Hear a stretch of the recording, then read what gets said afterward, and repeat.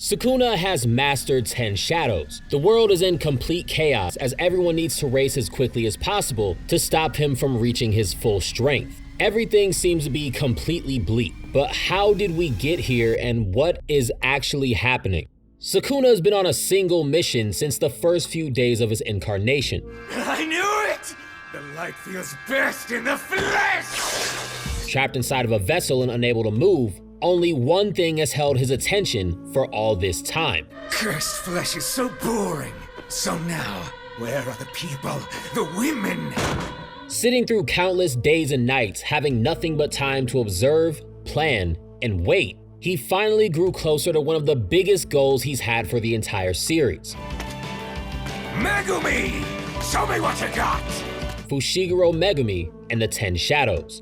Whether you die, or you die, doesn't matter to me. Aside from him, I truly don't care. Sukuna has finally taken over Megumi's body, gaining control over a vessel that he's wanted for over a year.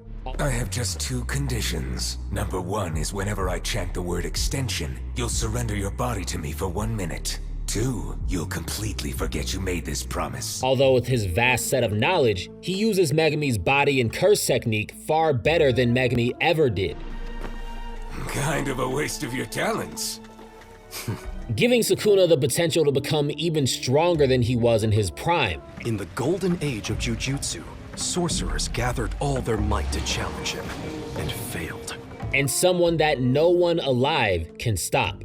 Once I make this punk's body my own, you'll be the first one I kill.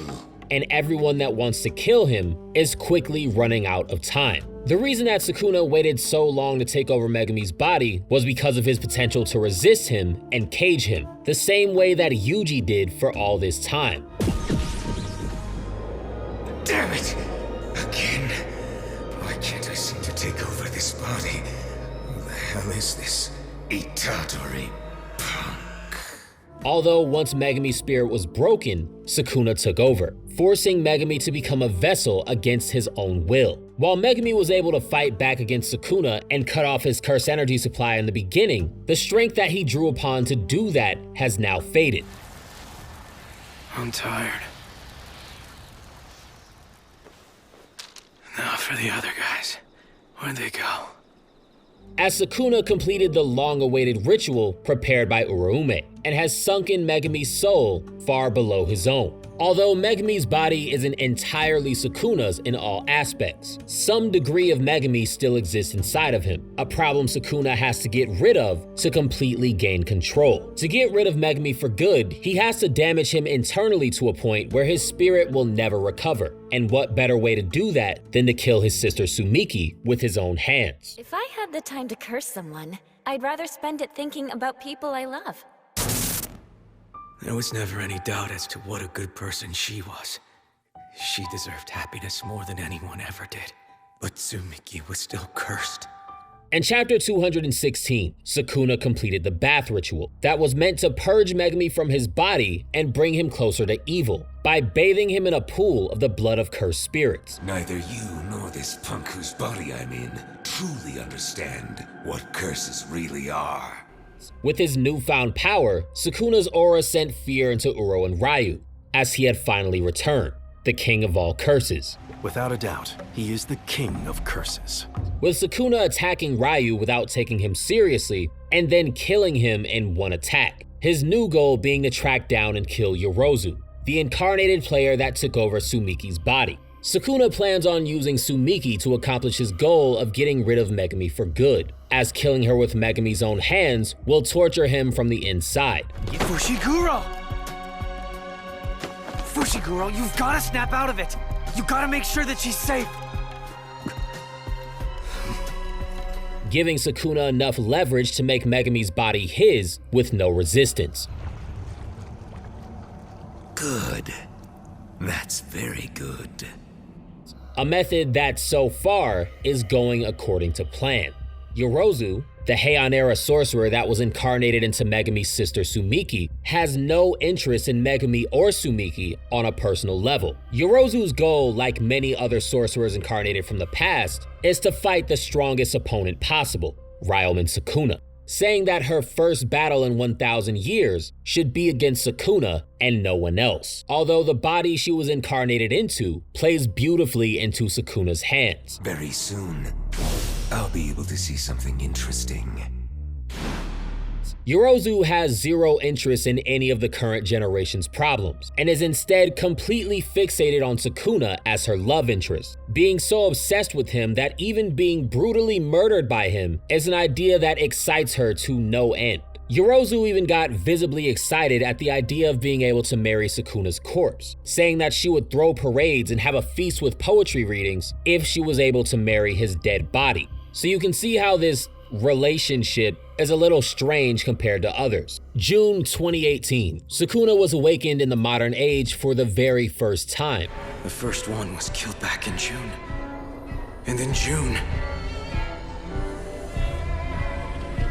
A series of deaths began to occur around the Yasuhachi Bridge. Sumiki Fushiguro was hospitalized. Yes, I understand. You need guard for Sumiki, right? Marked by Kenjaku as a target for idol transfiguration at a later date, to be awakened as a vessel. But there were several victims of the same curse nationwide. And Sumiki was left in a coma. The signal for a new age had been released. The countdown had begun. Sumiki's fate would remain questionable, as for quite some time she showed no signs of being a vessel at all, leading everyone to believe that she had simply awakened a curse technique and not made any rash decisions. Although this was all an elaborate plan to deceive Megami and the others by someone with far more experience than all of them combined. Something was about to go terribly wrong.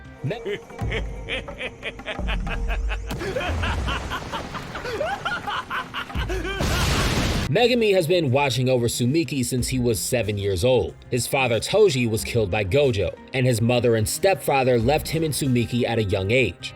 My father and Sumiki's mother, the two of them hooked up and vanished without a trace. And Megami was the first line of protection. He even refused to join the Zenin clan because it would threaten Sumiki's safety. Megami, your father was saving you as the ultimate card to use against the Zenin clan. Pisses you off, huh? Since then, Megami's goal has been to get stronger and keep Sumiki safe at all costs. And that irritating guy stopped my sale to the Zenin clan, and used the promise that I would work as a Jujutsu sorcerer as collateral, in order to get financial aid from Jujutsu High to support us both. And when she fell victim to a curse, nothing was more important than undoing its effects as quickly as possible. I'm sorry. I was just a kid. I apologize. So wake up already, my stupid sister. Sukuna, having seen all of Megami's frustrations over Sumiki's situation, knew firsthand that this is exactly what he needed to take advantage of to make Megami's body his for good, and took over at the first opportunity, when Megami's soul was crushed by Sumiki being possessed by Yorozu. With Megami's body in his control, tracking down and murdering Yorozu will give Sukuna exactly what he needs for Megami to sink low enough to never be able to fight back against him again. Yorozu waiting for him patiently was the perfect play. Now all that was needed was to settle everything right here, right now.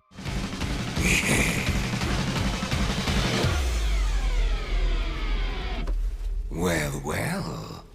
Yorozu has the same curse technique as my Zenin, construction. Construction uses one's cursed energy to create matter from nothing. Using this, she's taken the technique to an entirely different level, making biological armor that takes the best elements from years worth of evolution to make herself a human war machine, controlling liquid metal and bolstering her own strength with her own cursed energy. Or as Sukuna puts it, a form that's perfect for taking the 10 shadows for a test drive. Sukuna has taken the 10 shadows farther than Megami in a span of 1 to 2 days, having already unlocked 2 brand new Shikigami and an entirely different way of summoning them all together.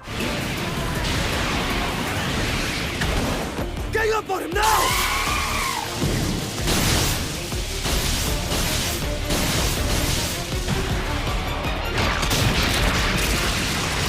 Even the Shikigami that Megumi already had tamed are on a completely different level in Sukuna's hands. Not whether I can do it. I have to do it! There is nothing that Sukuna won't do when it comes to obtaining more power, and he's only getting started. In chapter 117, Megumi summons Maharaga for the very first time and has a flashback to a conversation between himself and Gojo. The Gojo and Zenin families have always been on bad terms. During the Edo or Keicho periods, both of the heads of the respective households killed each other in a fight before the aristocracy. The two clan heads were a Six Eyes and Limitless user for the Gojo family. Yeah, don't worry. I'm way too strong for him. And a Ten Shadows user like Megumi for the Zenin family. Really surpassed my limits. Oh, I can do that! Domain expansion!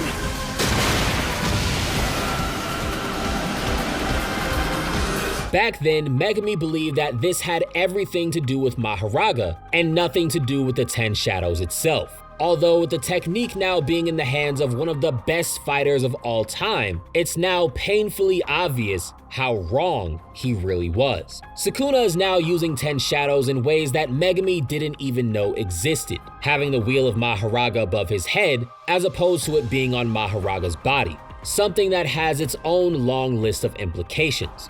What exactly has Sukuna become? Sacred treasure. Swing and ring. Ring 8 grip. Yorozu in her first life was distressed. The Heian era was the golden age of Jujutsu sorcery, with some of the most powerful fighters ever known. She had some of the most advanced competition known to man. And not only did she have to fight to stay alive, she also had to fight to reach her love interest, Ryomen Sukuna. In the golden age of Jujutsu, sorcerers gathered all their might to challenge him, and failed. She had to reach another level. Yorozu's curse technique is construction. Using her technique, Yorozu created anything that she was familiar with the exception of special grade curse tools to aid her in battle. But this wasn't enough. While this sounds useful, the technique came with a harsh strain on her cursed energy. The matter produced by construction doesn't disappear when the curse technique ends. Because of that, it consumes a lot of cursed energy and puts a heavy strain on the body. In the Jujutsu Kaisen fanbook, Gege Akutami explains that in the Heian era, sorcerers and curses were more vicious than they are today. Yorozu had to be capable enough to compete at all times. Yet her curse technique wasn't efficient enough to use to its utmost limits. It left her vulnerable when she needed it the most. And in war, vulnerability meant death. Yorozu has the exact same curse technique as Mai Zeni, Maki's sister. Mai would frequently hide behind her sister Maki as she was afraid of cursed spirits from the time that she was a child. Come on, just close your eyes.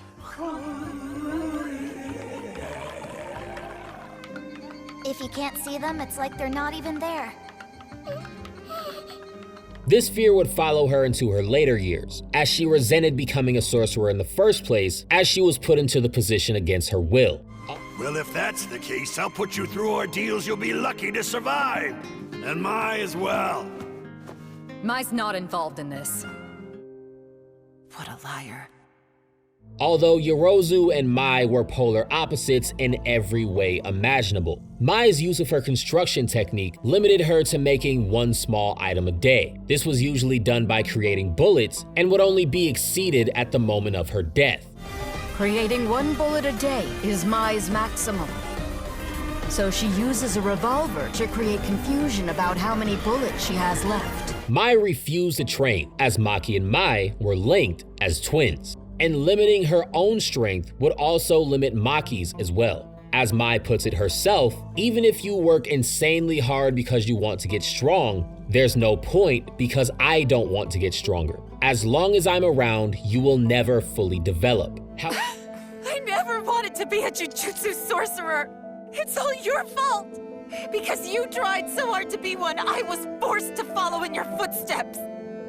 I'm so sick of facing all these scary things! However, the construction technique had harsh side effects, as it drained the cursed energy of its user far more than others. Yet, this wasn't a problem that Mai had any intention to solve, and it's one of the biggest reasons that Mai never pushed her technique to its limits.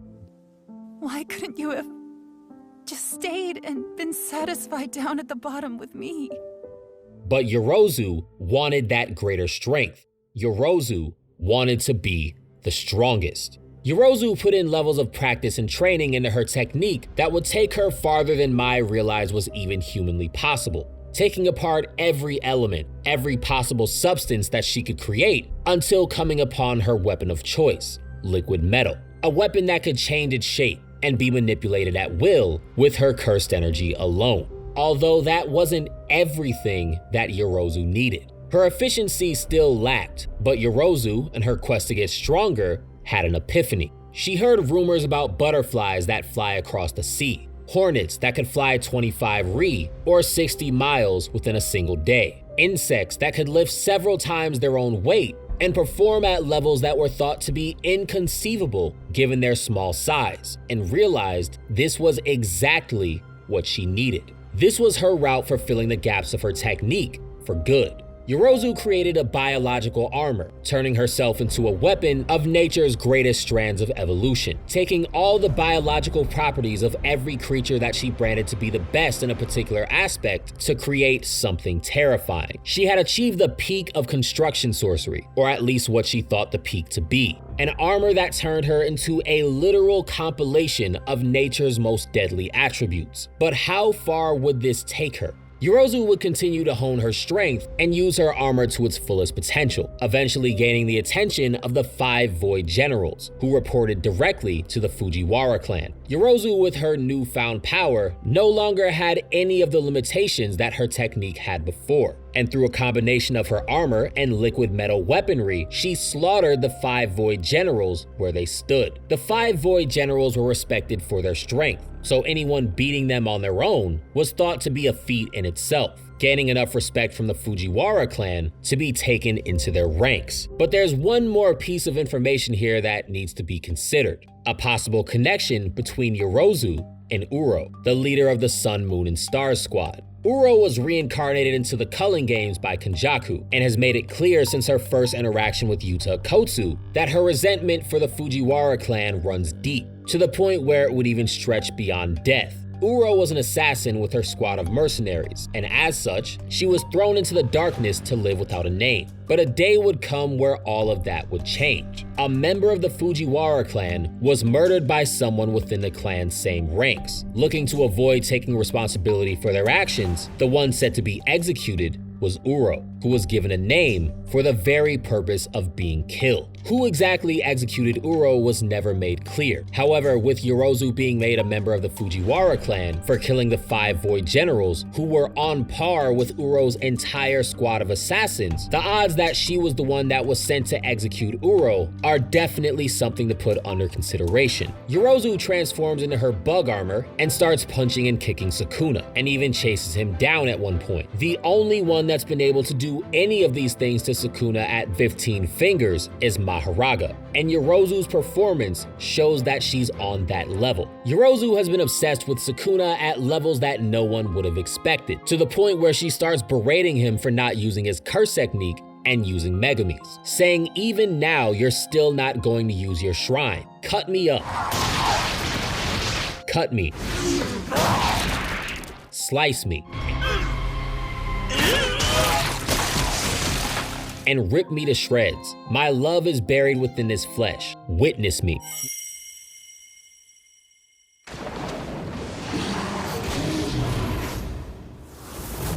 Malevolent Shrine. Yorozu clearly wasn't joking when she said she wanted Sukuna to use his curse technique in the beginning of their fight. Even being brutally sliced apart like Maharaga would be something that she would be satisfied with, as long as it was done by Sukuna and no one else. Sukuna has the 10 shadows and is taking it to a completely different level than Megami, and has already tamed 2 new 10 shadow Shikigami off screen, one of which can heal him with reverse curse technique and negate Yorozu's liquid metal.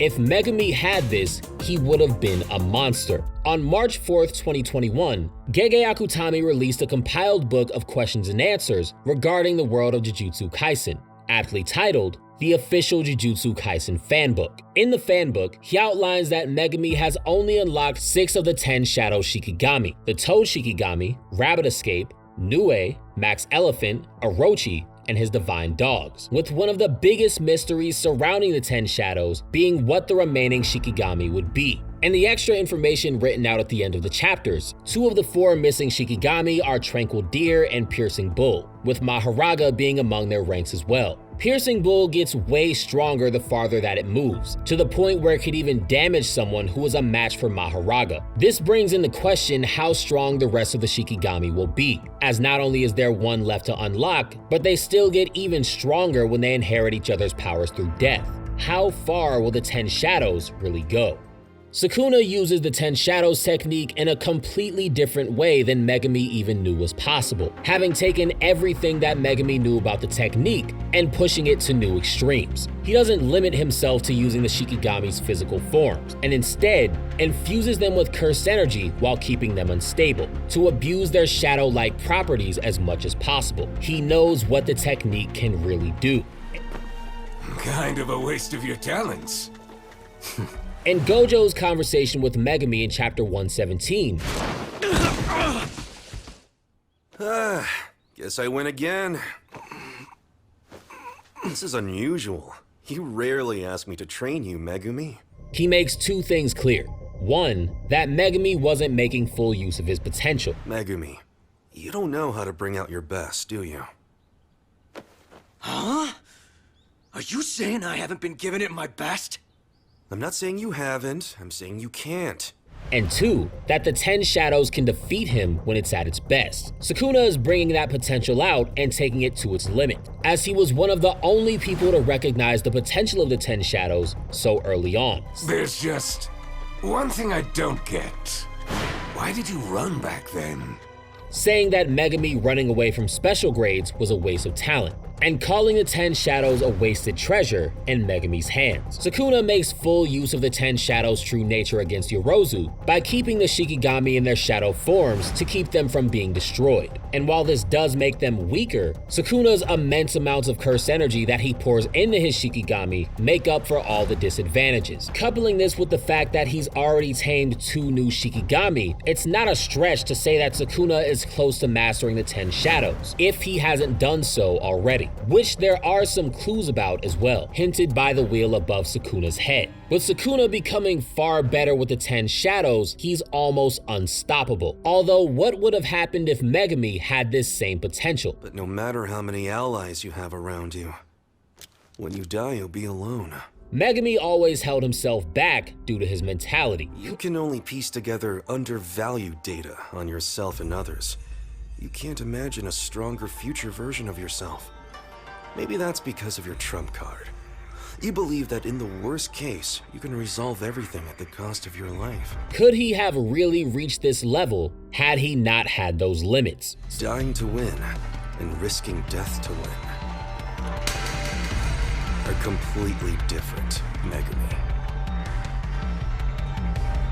Something important to keep in mind is that while Sukuna gained access to Megumi's memories by taking over his body, Megumi is also aware of what's happening as well, as this is one of the main parts of Sukuna's plan, for Megumi to see him kill his sister with his own technique, to sink Megumi even further into himself and give Sukuna complete control over his body. Megumi never knew the 10 Shadows could be used this way, so while Sukuna is in control, Megumi can watch the way Sukuna uses 10 Shadows and learn from every move he makes, as Sukuna can literally teach him by showing him how it's done. But this only matters if Megumi gets his body back, since if Sukuna succeeds, Megumi will be gone forever, with no way to make use of the knowledge that Sukuna may have given him. Back to the fight, Yorozu is pressuring Sukuna, smacking him around with kicks and punches reminiscent of Mahoraga himself. Sukuna brings out his divine dogs, but they're nothing in the face of Yorozu, who demands he brings out his shrine technique as quickly as possible. Covering Sukuna with her liquid metal, it does nothing to Sukuna as he shreds all of it off with Tranquil Deer. That heals all of his injuries and nullifies Yorozu's curse technique. Piercing Bull knocks Yorozu back with its strength. While Yorozu does attempt to counter, Piercing Bull comes right back, ready to attack for a 3rd time, cracking Yorozu's armor. Sukuna floods the area with Rabbit Escape, hiding his presence from Yorozu, as she panics at no longer being able to see anything that he does. Before Yorozu can recover, Sukuna flies into the air and drops an upgraded version of Max Elephant right on top of Yorozu's head, having taken the 10 shadows even farther yet again, as Myriad Elephant is on a completely different scale than anything that Megumi ever used, crushing Yorozu completely. During the fight, Sukuna displays something that no one would have expected: the Wheel of Maharaga. Sukuna first noticed Maharaga's wheel in chapter 118, where he compares it to Furu's incantation of the 10 sacred treasures, giving Maharaga the power to adapt to any and all phenomena. This same adaptation is what Maharaga used to recognize Sukuna's curse technique and to recover from all of Sukuna's attacks. And now it's on Sukuna, but what does that mean? The 10 shadows are based on the 10 sacred treasures, which are Japanese relics tied to Shinto rituals. When all 10 sacred treasures are brought together, they're said to have the power to heal all injuries and even bring the dead back to life. With Sukuna having 2 more of the 10 shadow Shikigami and already showing that he's strong enough to beat Maharaga on his own, it's completely possible that he already tamed all 10 Shikigami off screen, giving him one of 2 outcomes. Either Sukuna has gained the power of adaptation as a reward for taming all 10 Shikigami at once, or he's found a way to absorb Maharaga's powers into himself, meaning that at his peak, Sukuna could have the same adaptation as Maharaga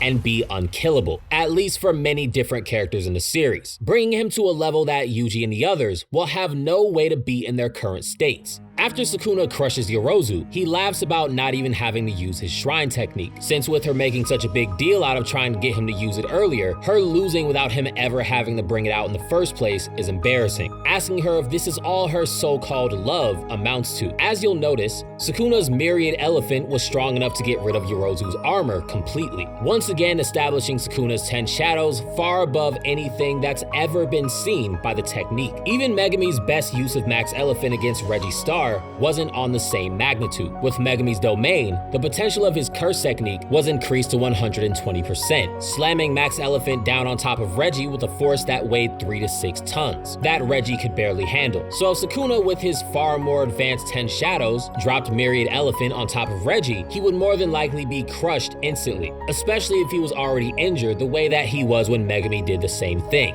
Yet Yorozu was still in fighting shape despite her injuries. Yorozu was so obsessed with Sukuna that when he mocks her for not being able to beat him with her love, she gets ready to keep fighting, as failing would be throwing away her ambitions of marrying Sukuna if she wins, declaring in chapter 217 that if she beats Sukuna, she would have a wedding ceremony with food and poetry to celebrate, telling Sukuna that she's only getting started teaching him about love, and that she knows more than anyone that loneliness comes with peerless strength. Sukuna then laughs at Yorozu, who starts to panic as she refuses to believe that he can already have an interest in someone other than her, using her construction technique to create her heart as the ultimate manifestation of her love. But what does this actually mean? Whatever Yorozu is about to do, she thinks it's strong enough to make a difference after everything she's seen so far. Yorozu already pointed out that she thinks her bug armor is the peak of the construction curse technique, so the only thing that might go above that is either a maximum technique or a domain expansion. Yorozu's next move may be her last, so whatever she does, it'll have to count.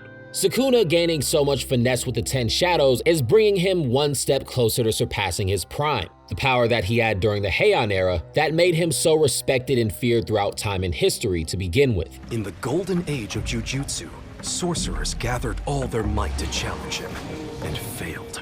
Crowned with the title of Sukuna, we couldn't even destroy his grave wax. Because with the 10 shadows, Sukuna would be on a completely different level, taking his original power that was uncontested for 600 years and adding one of the strongest techniques in history on top of it, once he collects his remaining fingers. When asked about Sukuna's strength in chapter 187, Kenjaku thought that Kashimo, even in his old age, couldn't be compared to Sukuna, with even Uro and Ryu saying that Yuta's nowhere near strong enough to contest him when he's at his best. Adding the 10 shadows on top of that would turn Sukuna into a monster, something that would be completely out of anyone's control. This is only taken even further with the mystery of Sukuna having Maharaga's wheel. Giving Sukuna Maharaga's adaptation would take him to a completely different level, as hardly anyone has enough curse techniques in their arsenal to beat him if that ends up being the case, with many of the characters struggling even if they fought Sukuna at the same time. He would simply be